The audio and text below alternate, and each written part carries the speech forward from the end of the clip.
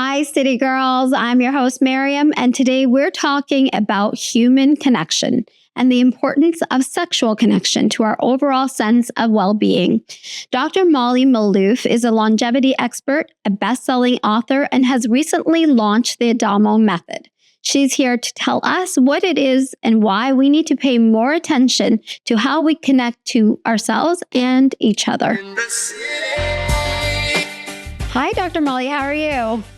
So great. So nice to see you again.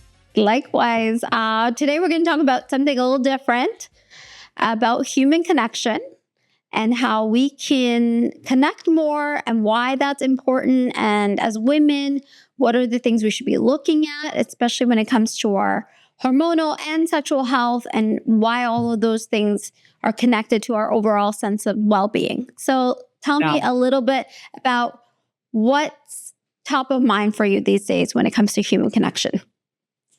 Well, when I was teaching at Stanford for a few years, I had a course on health span. And there was one lecture that really, when I was designing it, I was like taken aback. I was like, oh my God, I've literally overlooked the number one factor in longevity and happiness, which is close personal relationships. And that basically loneliness was worse for people's health than smoking, drinking, sedentary behavior, and obesity. And I was like, how the heck did a doctor who's been studying the science of health for a decade miss the elephant in the room? And that's when I decided to start this company, Adamo Bioscience. Adamo means to fall in love in Latin. And I wanted to study the science of love. And then I was like, well, love is a very taboo term. It's a term that has a lot of different definitions. So I was like, I'm going to go down the scientific path and I'm going to study love from the perspective of evolutionary biology. So I found this researcher, Helen Fisher, and she had been studying love and trying to understand what it was in a biological sense. And she discovered that it was really these three main biological drives. The first is the sex drive, which is the drive to have sex with multiple partners and to find a partner. And then there's a drive called romantic love, the romantic love drive. And this drive is what drives people to bond and almost become addicted to a single partner. It's like it's an actual biological commitment device, so that if you have a child with this partner, you're more likely to stay attached to them. So then there's a drive to attach. Mm-hmm. And that attachment drive is also the same neurobiology. So there's parent-child bonds, there's partner bonds, there's familial bonds, there's social bonds. And so we need all three drives in order to perpetuate the species.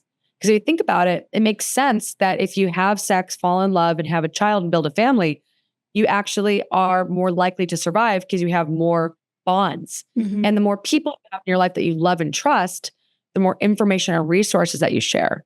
So I found that during the pandemic, because I have such a strong family network, that I felt very protected because I had a lot of people supporting me and I was supporting other people. Now, if you're isolated and alone and you get sick, you may not have the resources available to help you get through a major challenge, right? So this is why social bonds are so important. And we actually evolved them for a reason. We were supposed to be living in tribes. So when I really discovered this really important part of health, I started changing my life around this area. I was like, I'm going to start building a big community. I'm going to start working on maintaining my communities in different cities. And I'm like way more social than the average person. But I really put a lot of emphasis on community building. And then my company, we were trying to figure out what is the first product we're going to launch. And the first thing we decided to work with was something that nobody had done in like 60 years, which was develop a new sex therapy. So we designed a new therapeutic modality to help people with sexual dysfunction, to help people improve sexual satisfaction, to improve relational, basically to improve intimacy and emotional closeness, and to see if we can make any dents on attachment. So we really wanted to develop a intimacy method that can be tested on couples. And so we ran our first cohort on about 110 people. And we're about to see the results come up soon because we're finishing the cohort in a couple weeks. So it's a really exciting company. We're also very interested in, and just, social bonds and social connection. And, essentially sex education is very, very, very poor in this country. And as a result, most people are learning their sexual habits through pornography or through partners. And unfortunately, that leads to a lot of people feeling dissatisfied and feeling disconnected and feeling honestly like sex is a performative act. And I don't think that's what people deserve. So I hired some phenomenal sex therapists, Aaron, Michael, and Saida Desolé, and said, look, you guys are not from the mainstream. Let's develop a new modality and let's see who is the best population this can help. And let's bring it to the world. I mean, I find the topic of sexual health still very taboo. So taboo. And as women, we really still struggle to honestly speak about it, and also to come from a place of power and being a lead in that connection or in that sort of, dynamic. And I think like being able to just even talk about it is one step, but we have a lot further to go. And also re-educating ourselves as a society, both men and women, on what healthy sex should look like. What is healthy? Because I think we've just let the markets decide to teach us what should look like healthy, but we've definitely veered off wrong direction. Yeah. I mean, there's a few really good books that I would recommend people read if they wanted to learn about healthy sexuality. And one is Transcendent Sex and one is Magnificent Sex.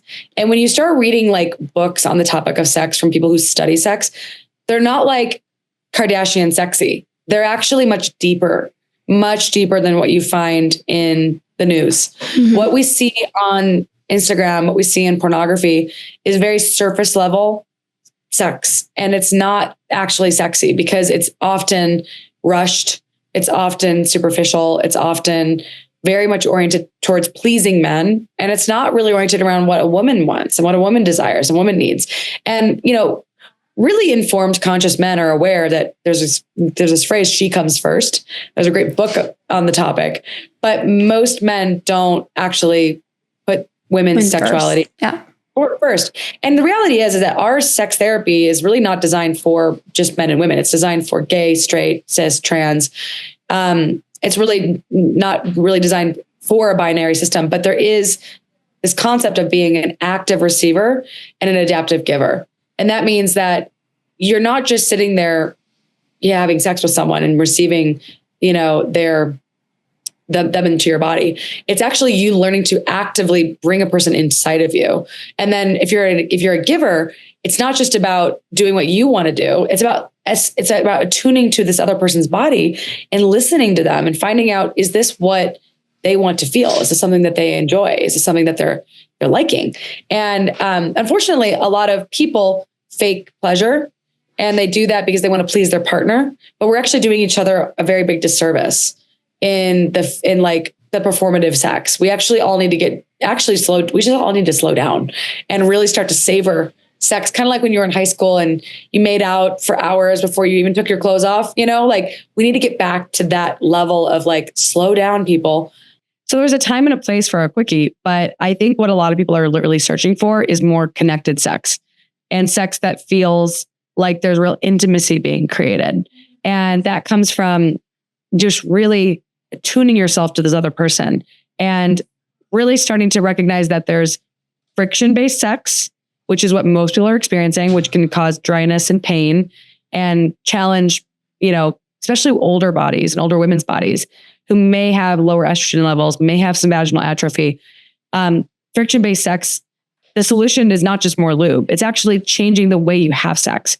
So this is what the Adamo Method is really all about. And it was pioneered by this guy, Aaron Michael, who basically coined the term suction sex.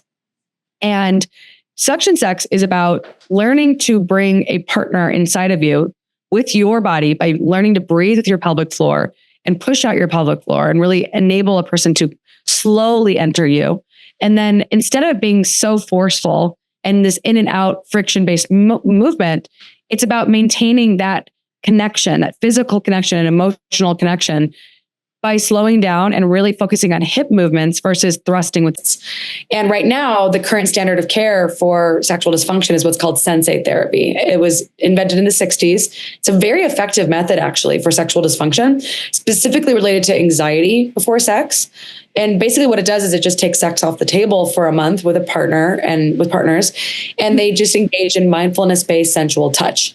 Now, it doesn't really address the problems that come up during sex. So what I found is that if people take sex off the table for a little while, it can be great for enhancing intimacy. But when they start to have sex again, they can still struggle with penetration itself.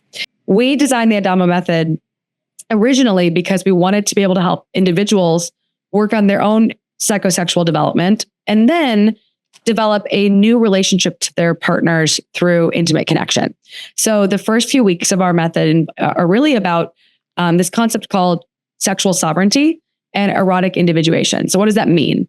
That means that you have a unique psychological perspective of what turns you on. And you also have a unique physiology of what makes you feel good. So there's a great, really great sex educator named Jaya. And I really love her program. And she's got this thing called the Erotic Blueprint. And basically what she describes is that there's different, people desire different things physically, but then there's different turn-ons that people have. So getting to know yourself as an individual is paramount before you can really connect to another person. Mm-hmm. The second thing, and then the second thing is that once you do engage in sexual connection, there's often this experience that people have where they just feel like their partner's just penetrating them. And that can be really painful, especially because a lot of sex is friction-based. And so friction-based sex can be really challenging because it essentially can cause a lot of dryness and cause a lot of soreness, pain, especially for women's bodies that are aging and they might be declining, they might be having declining estrogen levels, which can cause some atrophy of the vaginal lining. And that's no fun. And then there's men who struggle with consistent erections as they get older.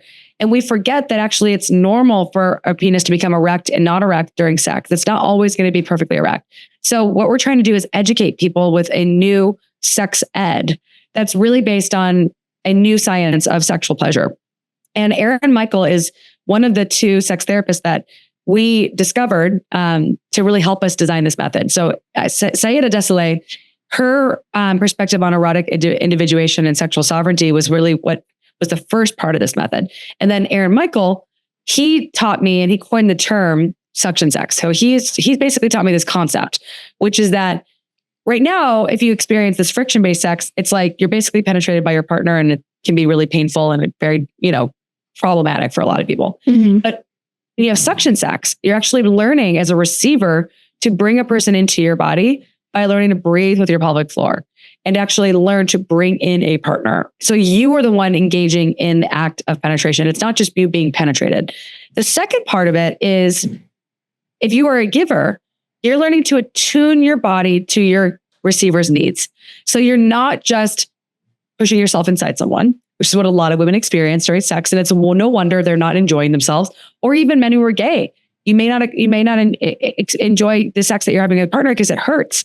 And I really think that if people learned that this method was available, they'd realize that there's actually a whole new landscape of pleasure available that's far more in tune with our body's design.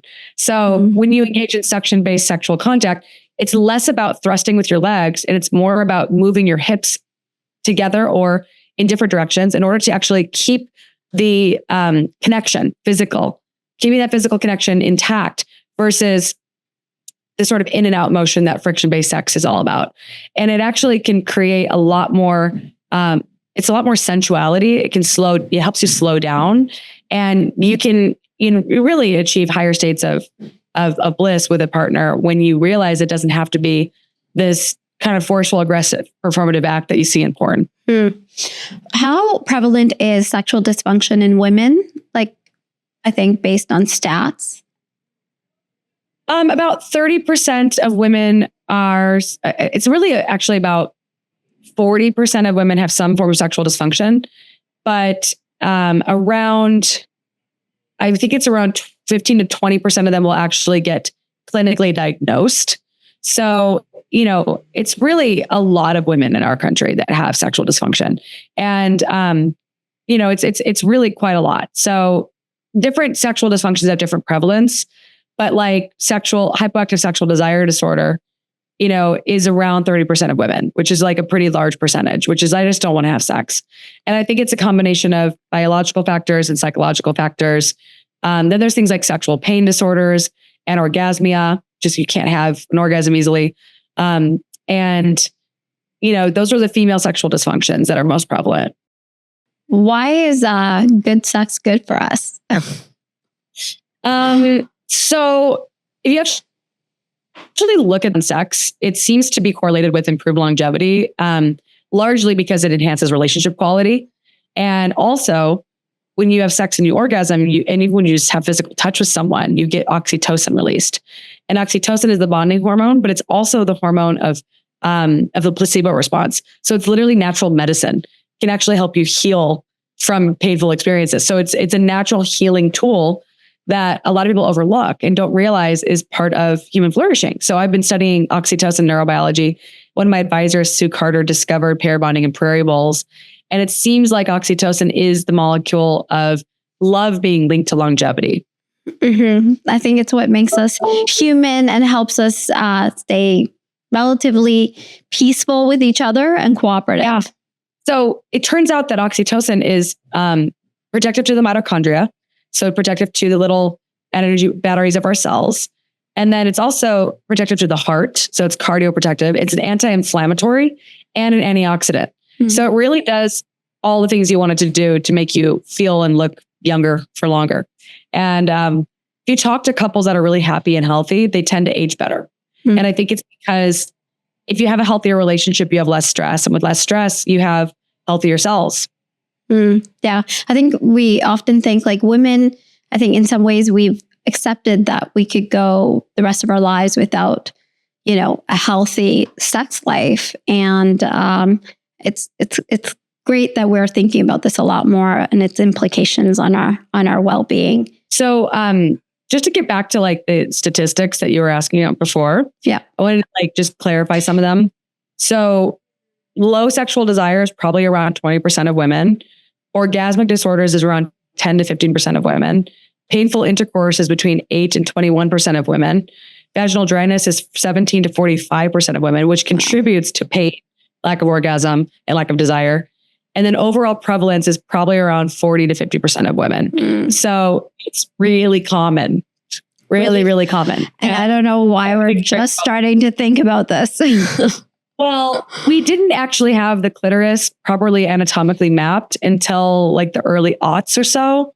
And so I think it was 2007, which is like not long ago. And that means we didn't even understand female anatomy until this, last few decades, which is crazy. So if you think about it. Yeah. I also think about like the aging, right? Like at 60, 70, can we not still have great sex? Oh, great sex at 90 is even possible. I just think that we don't have, think about, that old SNL skit where that woman's like, I'm 50, and she's just like this, like wearing really high-waisted elastic outfit. And she's just like got this crazy hairstyle. Now we look at J-Lo at 50, we have skincare regimens, we have nips and tucks. We've got all sorts of dietary, ways of living and aging well. I mean, we age so much better than we aged in the past. Like I haven't had any plastic surgery, but I am 40 and I feel like I look younger now than I did even 5 years ago. And so like you can age in reverse, but we're learning that it comes from the inside out. And it's all about maintaining cellular health and relational health. To me, it's all about the two pillars of health are energy metabolism and social connection. And if you can get those two things right, I don't care. All the men can go work on the small molecule interventions, the rapamycin, all those things. I'm convinced that we could get the most people healthier for longer if we focus on the basics. We focus on the things that really matter. If we focus on the things that women in particular have a lot of authority over, which is how we nourish children and ourselves and our families and how we connect. Women are oxytocin dominant. We are designed for community, and women need to reignite that spark within ourselves to connect communities and people together, because that's what we're best at. Men are best at defense, aggression, and protection. That is what they're made for. Women are best for safety, trust, and love and nourishment, right? Like we're designed for these things. So I don't care if you want to go into the whole gender world of, I'm not going to have that argument about politics. I'm just going to talk about biology. Women and men are different, and we have different skills, and we need to own our skill sets, and we need to really amplify them. And so if you are naturally social and connecting, build a community around yourself. And I think this is something that I'm certain that anyone can learn, but it just hasn't been taught to us in schools. And so that's why we have so many kids that are sucked into their phone, disconnected from their friends and their families, and feeling alone and isolated. And we're seeing record levels of little girls having self-harm. Yeah. And I'm like, this does not have to be our lives, but we got to get kids off their phones. We got to get them into nature. They need to be playing outside. They need to be socializing, and they need to learn how to be human by being human, not by being automatons connected to computers and phones all day long. Like, that's not how you build a thriving child. Yeah. And it starts with the adult. I mean, the adults need to get off their phone and to demonstrate. I mean, that's why I moved to the mountains, because I wanted to live a life in alignment with nature. And I had lived in cities for so long. And I realized that there was a point where my nervous system didn't feel regulated in unsafe environments like San Francisco. San Francisco became Gotham City, and I no longer felt safe in my community. I felt safe with my friends, but I didn't feel safe in my environment. So when I learned about the generalized unsafety theory of stress, it's called GUTS. Basically, one of the biggest factors in nervous system dysregulation is just a general feeling of unsafety. And if you feel unsafe in your environment, then you will have a dysregulated nervous system. And I learned that if I surround myself with people that I trust and I love, and I know my neighbors, and I feel connected to nature, my nervous system just relaxes, and I have a lot more energy available to do work. And I don't have to worry about nearly as much nonsense as I felt living in San Francisco. So, it's taken me a decade plus, maybe 15 years. I started teaching health in medical school, actually developed the first course on evidence-based lifestyle medicine at the University of Illinois College of Medicine. So I've been studying health for the large part of my career. And it's really crazy to turn 40 and feel like I finally have an understanding. I just finally feel like I know what I'm doing, like I finally get it now. And it's like, it shouldn't have taken me this long, but if it's taken me this long, imagine how much people are really struggling with understanding health. We're glad you got here, because now you can teach us how to do it. Yeah. That's what this next decade is about. It's actually about vastly simplifying a lot of my recommendations to people into digestible and absorbable information that doesn't require as much technology, that requires more harnessing your inner wisdom and your inner intuition. And, and honestly, harnessing the power of nature. Yeah, for sure. Where can people find the Adamo Method and to find out more information about this? You can find the Adamo Method at www.livingadamo.com and at livingadamo on Instagram. Follow me at drmolly.co on Instagram and www.drmolly.co on my website. We are launching our next cohort this spring. So we already have a bunch of people on the waiting list. And if you want to sign up and get in before it fills, do join us. We're really excited to have you. And we should have our clinical study results out in the next couple months as well. I will look for those, and I'll drop the links for the website and your contact information.